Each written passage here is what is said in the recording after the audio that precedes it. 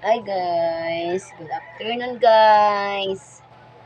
Today's vlog guys, maggagawa tayo ng detergent liquid.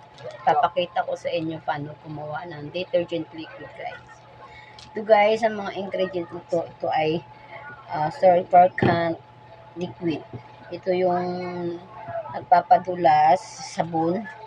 Ang gagawin ko kasi detergent liquid yung pang washing ba yun? O pwede din pang laba sa damit.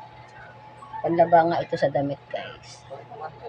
Yan guys, ilalagay na natin ang surfactant liquid. Kailangan tandaan na natin ilagay guys. Tapos meron pala ako na 10 liters na tubig lang. Kasi ang gagawin ko ay kalahating kilo lang na ingredients. Pero ang tubig ko ay 10 liters lang. So guys, lalagay na natin to ang surfactant, pangpadulas. Bumubula din siya guys. Dandahan lang paglagay guys.